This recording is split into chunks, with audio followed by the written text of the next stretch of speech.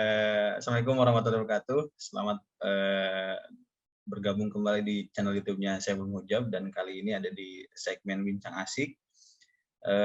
Bincang Asik ini spesial karena kali ini gue bakalan bahas satu topik yang mungkin bagi kebanyakan orang tuh jadi ngebosenin, tapi jadi satu hal yang cukup menarik gitu ya.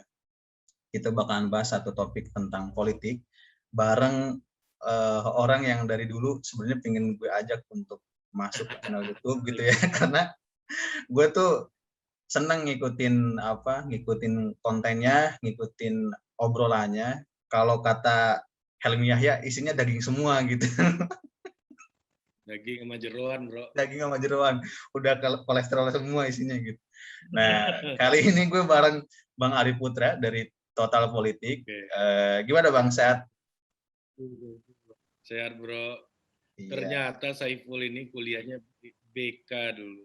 BK itu adalah guru-guru di sekolah dulu.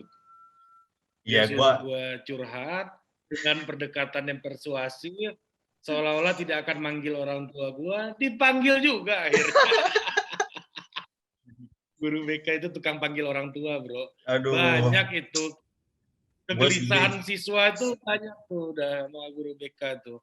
Iya. Gue sedih kalau guru BK diasosiasikan kayak guru yang nakutin gitu, padahal enggak gitu. Padahal gue selama ngajar dulu kemarin tuh nggak pernah tuh gue manggil anak yang ada anaknya gue ajak ngobrol di kantin gitu. Aduh, udah kayak netizen, bos, polisi moral.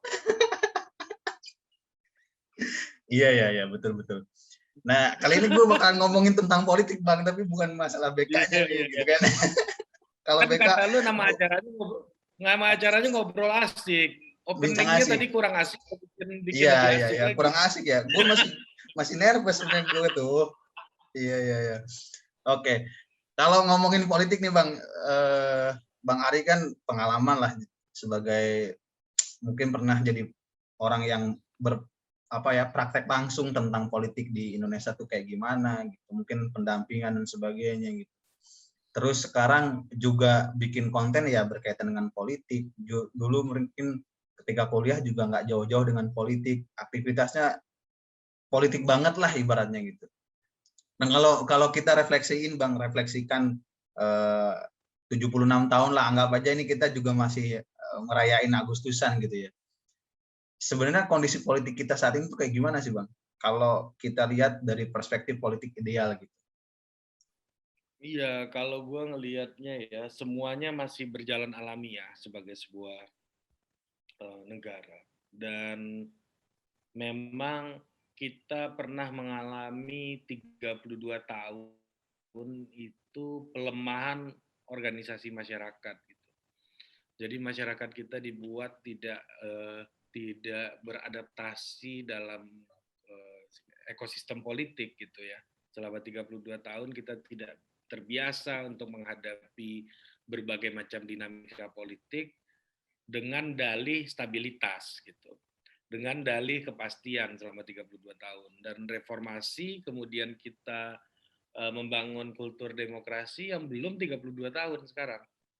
Dari 98 sampai 2021 gitu. Iya. Jadi kita ini masih mengalami istilah gua itu ruang tunggu demokrasi gitu.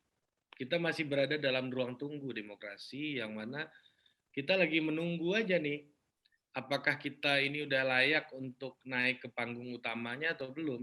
Karena percakapan-percakapan kita di media sosial kan masih media sosial dan di ruang publik pada umumnya masih sangat bernuansa nuansa yang bisa gue bilang tidak terlalu edukatif gitu. Ya, misalnya kita nggak tahu perdebatan kenegaraan gitu misalnya. Kita masih lihat aparat kepolisian yang salah mendefinisikan konsep-konsep kenegaraan. Contoh kemarin, presiden itu simbol negara, lambang negara, atau apa sih sebenarnya? Ini kan konsep-konsep yang sangat fundamental dalam proses kita bernegara. Dan ruang publik kita diisi oleh hal-hal tersebut gitu. Ya walaupun muncul banyak pakar, banyak ahli yang mengkritisi itu, tetapi aparat itu adalah cermin dari kita. Dia adalah sedikit di antara kita yang ada di sana gitu. Jadi kalau dia itu tidak bisa mendefinisikan sebuah konsep bernegara yang fundamental, nah kita bisa nilai sendiri apa yang terjadi di masyarakat kita. Ya contoh, ya lambang negara kemarin, simbol negara. Presiden itu di konstitusi kita itu untuk menjelaskan sebuah jabatan, Pul, pasti memberikan penjelasan yang paling dan sangat detail untuk menjelaskan satu jabatan publik. Gak ada jabatan publik ya yang dijelaskan di situ secara tidak detail di dalam konstitusi kita. Nah, presiden itu adalah kepala pemerintahan dan kepala negara. Kalau kepala pemerintahan artinya dia punya punya wewenang untuk menjalankan kebijakan publik, untuk menjalankan pengawasan, untuk menjalankan reformasi birokrasi, and so on, termasuk penegakan hukum dan lain-lain. Tetapi dia juga punya fungsi lain, yaitu kepala negara. Kepala negara itu apa? Kepala negara itu fungsi presiden sebagai subjek yang menjalankan fungsi-fungsi seremonial dan simbolik. Nah, di sini agak sering ambigu nih. Simbolik, fungsi simbolik bukan berarti simbol negara gitu. Fungsi simbolik iya gitu. Nah, ini yang seringkali kita hadapi gitu. Nah, halo, Pul? Iya, iya Bang. Ini record nggak? Iya, record kok. Record. Oke. Iya, iya. Nah, lu hilang soalnya. Iya, iya.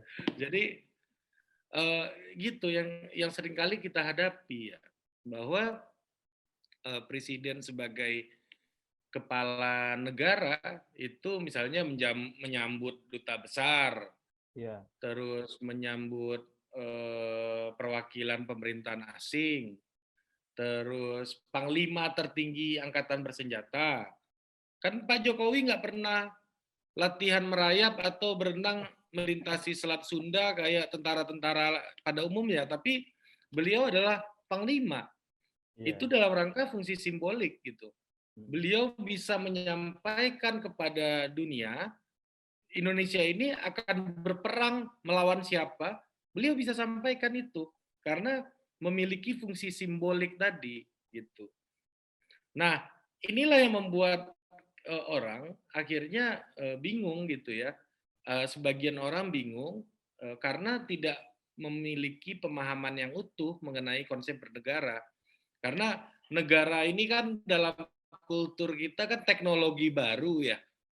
Kan baru 76 tahun kita bernegara gitu. Iya, Sebelumnya kan yang ada adalah lu orang mana aslinya, Paul? Gue orang Cilacap, Bang.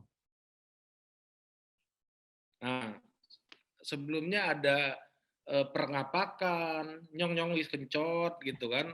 Sebelumnya ada perminangan, perbetawian dan lain-lain. Ketika kita punya nation state, nah kita kan harus mengacu kepada konstitusi seperti orang Amerika kalau berdebat soal kenegaraan mengacu pada Federalist Paper gitu misalnya. Nah, tapi balik lagi ke soal itu bahwa ini membuktikan bahwa negara ini adalah teknologi yang baru gitu. Apa namanya? Nation state ada sebuah teknologi yang baru bagi masyarakat Indonesia sehingga sulit untuk mendefinisikan dan hadir gitu ya sebagai orang yang apa namanya menjalani kehidupan bernegara. Sekarang gue tanya, Berapa banyak sih orang di Indonesia yang paham bedanya pemerintah, politi, sama negara? Lu tahu nggak bedanya negara sama pemerintah? Negara sama pemerintah. Nah, Nah, gue sendiri masih mungkin akan multi tafsir nih, akan ambigu juga ya kalau kan? gue tafsirin. Makanya gue nggak masalahin jawaban lu apa gitu, Pul. Maksud gue banyak orang yang minimal masih mikir gitu untuk membedakannya gitu. Iya, iya, Nah, lu kan aktivis mahasiswa nih, bisa iya. nggak lu bedain warga, rakyat, komunitas, masyarakat? Bedanya apa? Iya ya, kayak gitu aja. Kalau ditanya kayak gitu, gue harus mikir dulu nih. Iya kan, pasti lu Warga mikir tuh kan? yang mana, rakyat tuh yang mana gitu ya. Ya, kapan konteksnya lu harus ngomong rakyat, kapan konteksnya lu harus ngomong warga, kapan konteksnya lu harus ngomong masyarakat, kapan harus komunitas gitu. Iya, iya. Nah, ini problem bernegara, Bro. Ini realitas kita bernegara. Makanya ada salah satu orang, ini di kontennya Panji kemarin gua diskusi sama Panji juga gua omongin. Makanya ada salah satu anggota DPR gitu yang bicara wahai rakyatku bla bla bla bla bla bla bla bla, dibully sama orang gitu. Ini kan menunjukkan bahwa dia tidak punya pemahaman konseptual yang utuh gitu soal itu. Nah, jadi memang itu realitas kita karena negara bangsa ini adalah teknologi yang baru dan akhirnya kita mengalami turbulence dalam beradaptasi. Lu lihat Bung Karno beda, Pak Harto beda lagi, habis itu Pak Habibie beda lagi. Semuanya beda-beda gitu. Tafsir dan definisinya mengenai konsep kenegaraan. Nah, itu yang selalu gue kritisi gitu loh. Makanya gue salah satu tujuannya adanya total politik itu buat itu, Jap. Ya, apa Pul? Iya, iya, iya. Buat kembali menghadirkan diskursus politik kenegaraan gitu. Iya, iya, iya. Nah, itu yang minim. Kadang diskursus politik kenegaraan itu didefinisikan P4 gitu misalnya.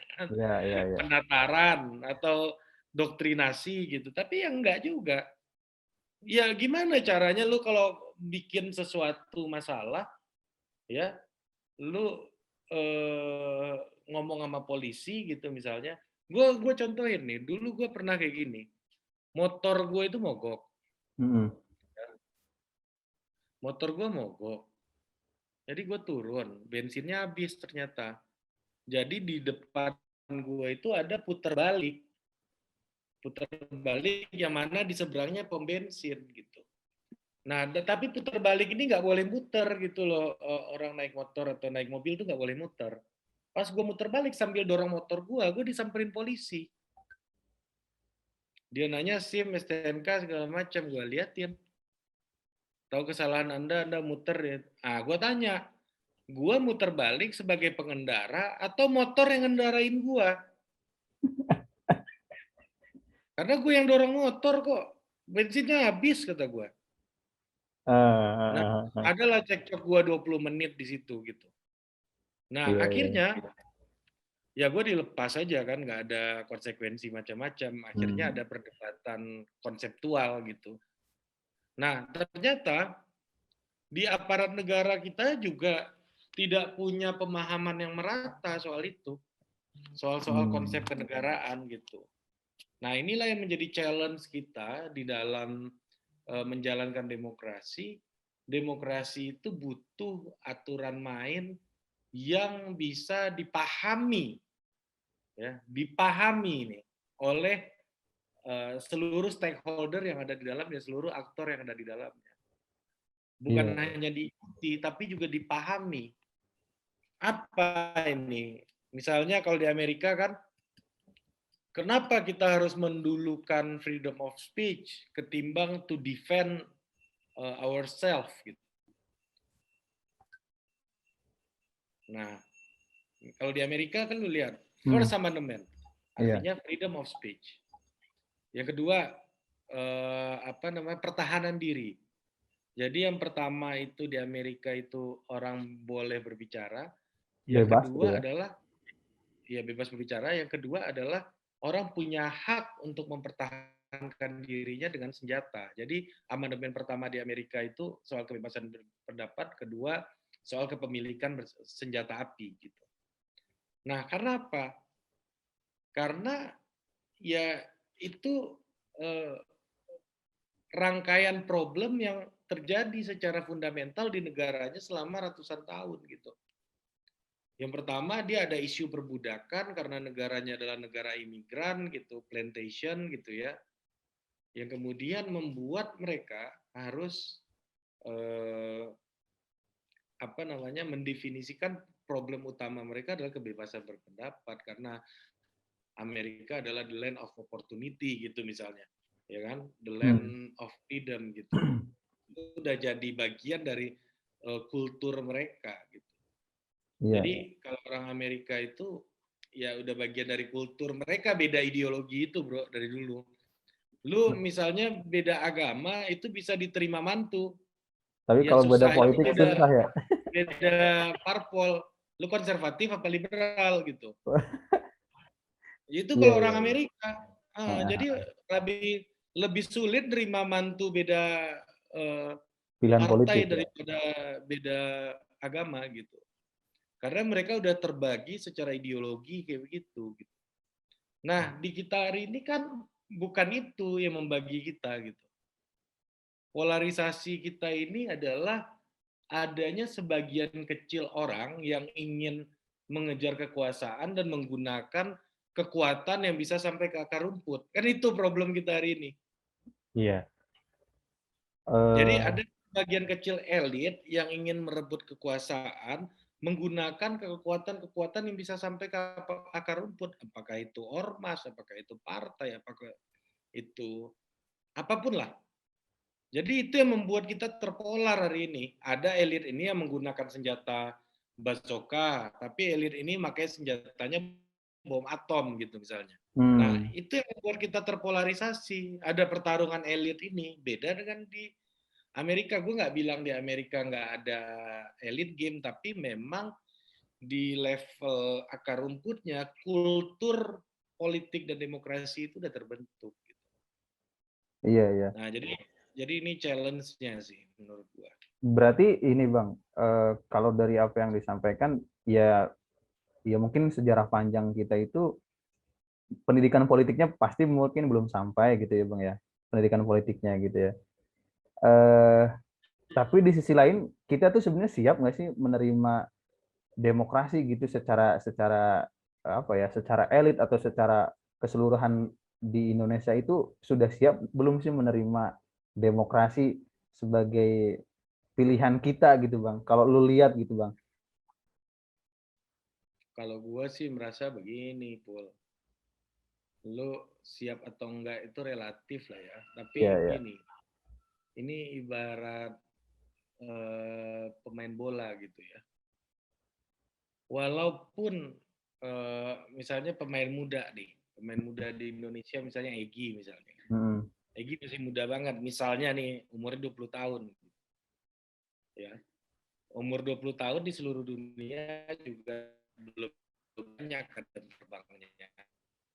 Tapi ketika dia bisa jadi cadangan di PSG gitu, itu mungkin lebih valuable daripada jadi apalah gitu ya namanya Iya. yang tidak punya reputasi gitu. Minimal kalau dia jadi cadangan PSG dia main sama Messi bro, Betul, betul. iya kan? Dia kenal sama Donnarumma gitu, latihan dia kipernya Donnarumma tuh gitu. Hmm. Nah, walaupun mungkin kesempatan mainnya nggak banyak kalau dia di liga-liga lain gitu.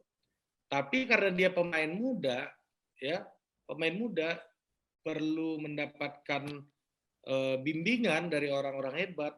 Mentalnya akan kebangun jadi mental bintang di situ. 1-2 tahun dia di PSG, misalnya dia bisa pindah ke klub yang lebih kecil hingga dia mendapatkan jam terbang bermain karena dia masih muda. Nah, gitulah kita hari ini. Hmm. Kita ini negara masih muda gitu. Ketika kita ini memilih untuk menjadi negara yang demokratis gitu, itu akan memungkinkan kita untuk lebih banyak belajar gitu ya. Ya kecuali ya kayak gue bilang tadi, kalau memang udah butuh banget jam terbang yang tinggi kan beda cerita gitu. Iya. Nah, misalnya kayak China gitu, itu negara yang udah lama gitu. Ya gue nggak tahu ya, kalau demokrasi ini nggak berhasil ya ada aja orang-orang iseng nanti berpikir kita udah 25 tahun, udah 30 tahun demokrasi. Masih Gagal gitu ya. hancur-hancuran, kita gila-gila ke otoriter, pasti akan ada aja orang yang berpikir kayak begitu. Iya, iya. Nah, itu kan berdasarkan waktu, tapi paling tidak menurut gua apa yang kita udah jalanin hari ini itu kita udah lebih banyak belajar lah sebenarnya. Kita itu mungkin dulu nggak pernah berpikir akan punya presiden kayak Pak Jokowi gitu misalnya, yang dari wali Kecil gitu ya. kota sampai jadi presiden, ya kan? Dulu harus elit-elit nasional tertentu, harus anak menteng istilahnya kan, Iya, iya, ya iya. kan? Iya, iya, Yang iya. bisa jadi elit nasional. Uh, itu sih memang pada akhirnya juga tidak sedikit pelajaran yang udah kita terima hari ini dari demokrasi yang udah berjalan. Iya, iya. Banyak lah. Ya gue yakin sih kalau pengalaman kita dalam berpolitik itu semakin banyak ya pengalaman atau pembelajaran yang bisa kita ambil. Maksudnya, tapi kadang mungkin titik jenuh itu, atau bukan jenuh sih gue bilang ya, polarisasi mungkin ya, polarisasi yang ada saat ini tuh mempengaruhi banyak orang, atau kesadaran kolektif masyarakat itu ngerasa bahwa benar yang dikatakan tadi, ini udah ideal atau belum sih gitu berpolitik, berdemokrasi kita saat ini, sehingga mungkin akan ada kelompok-kelompok kecil yang kemudian eh, ingin ke masa lalu lagi gitu, atau menggunakan ekspektasinya dia untuk kembali pada hal-hal yang tidak kita sepakati saat ini gitu, Bang. Iya, makanya gue bilang kalau kita mencari yang ideal, kita udah berhenti, bro. Kalau udah ideal nggak ada lagi kan? Iya, betul juga ya. Orang Iya kan? di Amerika aja yang sebegitu dijaminnya, ya tetap akan ada aja gitu ya orang-orang yang Iya, mungkin. pasti nggak akan pernah ideal karena Iya, kalau udah iya. ideal berarti udah berhenti semuanya gitu. Dan kembali ke masa lalu juga bukan yang harus digarisbawahi, bukan pilihan yang ideal juga. Bukan juga. Banyak orang bilang rezim Orde Baru itu punya kepastian gitu misalnya. Tapi di sisi lain koin kita bisa lihat ternyata di balik kepastian yang ditawarkan ada sebuah kepastian sebuah ketidakpastian yang lebih besar gitu. Apa itu ketidakpastian lebih besar di Orde Baru? Siapa yang gantiin Pak Harto? Iya ya. Iya, tetap aja ada ketidakpastian gitu. Malah dia menyediakan bom waktu gitu yang bisa meledak kapan aja. Waktu itu tiba-tiba Pak Harto udah lelah atau sakit atau apa gitu. Yang akhirnya akan membuat para elit ini akan bertarung habis-habisan dan akan membuat political instability juga karena Pak Harto tidak pernah sungguh-sungguh juga. Maksud gua ya tidak pernah benar-benar bilang bahwa si A ini akan ngelanjutin gua, Habibie akan ngelanjutin gua, nggak pernah juga bilang kayak begitu. Iya, iya. Jadi ternyata di sebuah rezim yang menawarkan kepastian pun ada suatu ketidakpastian yang sangat besar gitu ya, yang bisa menghancurkan struktur dan institusi kenegaraan dalam waktu yang sangat singkat gitu. Iya ya. Berarti kalau kayak gitu ya akan sulit ya Bang, kalau misalkan kita bicara ya udah ini udah ideal. Kalau udah ideal berarti kita udah stagnan, udah stop gitu ya untuk membahas isu-isu politik atau isu-isu demokrasi yang ada gitu ya. Jadi memang Ya, akan terus dinamis berarti ya selama pencarian untuk menuju ke arah itu tuh kita capai bersama gitu. Gue sih selalu bilang ke teman-teman gitu. Ya mungkin gue suka politik, lu nggak suka politik dan sebenarnya nggak masalah. Tujuan kita tuh kan sama-sama untuk ngebangun Indonesia jauh lebih baik lagi. Kalau cara kita berbeda sih nggak masalah gitu. Nah, tapi sekarang itu kan jadi case-nya, jadi masalahnya adalah orang-orang yang kemudian punya power ini gitu ya, punya power ini dia memanfaatkan segala macam untuk mencapai kepentingannya gitu. Kalau kita lihat ini kan sebagai oke lah kalau dia cara-caranya mungkin ya kita bisa bilang fair gitu ya dalam berpolitik. Tapi kayaknya dalam politik itu sulit untuk mengatakan benar salah gitu ya. Yang bisa kita katakan di politik itu ya menang kalah gitu. Bener gak sih Bang kalau kalau itu orang-orang menganggap bahwa ya lu di politik lu udah masuk aja jadi kayak gini gitu kan. Kan lu nggak bisa ngerubah sistem juga gitu. Itu gimana Bang kalau orang-orang tuh kayak gitu? Akhirnya publik tuh menilai politik, aduh, bukan satu jawaban dari permasalahan publik yang ada saat ini gitu. Ya, umur 35 tahun itu bro, kalau lu lewat jalur birokrasi, itu level lu biasanya baru sampai Kasubdit lah. Ya kan? Oh, Ya kan? ya, ya, ya. Kasubdit eselon 3 lah umur 35 tahun. Terus kalau lu jadi founder startup atau di perusahaan, ya udah bisa CEO gitu, tapi ya lu masih di bawah banyak investor lah rata-rata ya. Ini umur 35 tahun Nadiem Makarim jadi menteri, Bos. Berapa triliun duit yang dipegang. Kalau nggak lewat politik, dia nggak akan ngelola duit sebanyak itu gitu. Betul, betul, betul, betul. Nah, jadi memang gimana pun jalur politik itu adalah jalur yang paling cepat gitu untuk sampai ke sesuatu yang impact-nya besar gitu. Nggak ada lagi jalur lain. Karena apa? Karena organisasi politik itu adalah puncak dari organisasi-organisasi. Lu nge-BEM, lu Iya. punya ormas, lu punya ini. Puncaknya itu partai politik. Lebih tinggi lagi itu negara, bro. Itu organisasi tertinggi itu. Kalau kata Hegel itu tuh roh absolut gitu. Iya, iya, iya. Negara. Nah, jadi ini kita agak masuk ke hal yang filosofikal karena pertanyaan lu sangat filosofikal. Nah, jadi menurut gue ya itu tadi, karena politik itu adalah puncaknya. Lu lihat kan di BEM lu banyak yang jago-jago intrik, banyak yang jago-jago tiba-tiba ngambil momentum cari nama buat dirinya sendiri. Pola-pola Iya lah kan? ya. Pasti ada dong lu lihat. Iya, iya. Jadi ya kan olah-olah segala macam. Pasti ada dong lu lihat itu Iya. kan.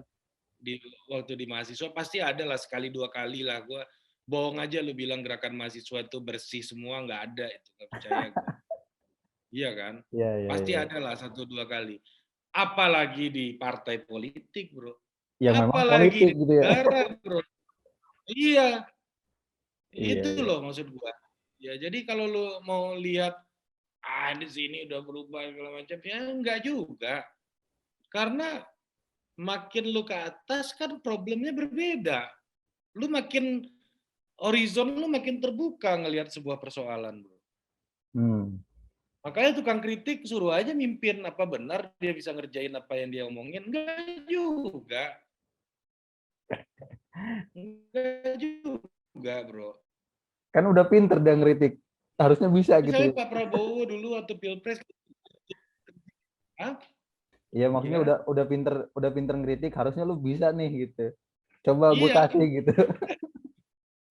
ngeritik dan ngerjain itu kan dua hal yang berbeda Beda, gitu betul. loh, bro. Kutubnya beda, betul, Itu betul. dua skill yang berbeda tuh, iya kan? Pak Prabowo ngomong waktu di apa namanya debat Pilpres, jangan asal Bapak senang, Bapak jangan dengerin segala macam.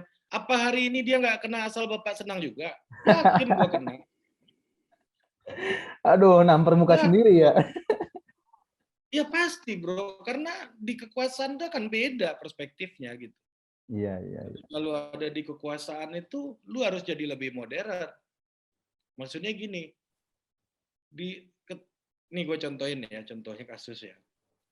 Dulu tahun-tahun 2004, 2005 sampai 2019 lah ya kemarin ya pemilu terakhir. Itu selalu ada campaign bahwa teman-teman PKS ini akan mengganti dasar negara dan menjadikan negara Indonesia ini negara Islam gitu, khalifah gitu. Pasti ada, selalu ada campaign-campaign kayak begitu dari zaman gua kuliah. Buktinya Iya, sampai iya. hari ini belum ada, bro. Sama senior gua Rocky Gerung misalnya. Hmm. Iya, dia bisa bicara soal philosophy of education and so on and so on. Tapi apakah Rocky bisa disuruh menjalankan jadi menteri pendidikan gitu? Hmm. Ya belum tentu juga bisa, dan belum tentu juga Rocky mau, karena fungsi dia memang untuk melakukan kritik gitu kan. Iya, iya, Gitu iya. loh maksud gua. Ya dan gue yakin Rocky juga belum tentu mau gitu. Karena fungsinya bukan itu gitu maksud gua. Iya, iya. Jadi akan sangat berbeda gitu kita melihatnya dari level bawah dan tengah gitu, partai politik, dan yang terakhir itu negara. Pasti akan semakin banyak, yaitu tadi balik ke soal PKS tadi gue jelasin. Hmm. Akhirnya teman PKS ya harus jadi moderat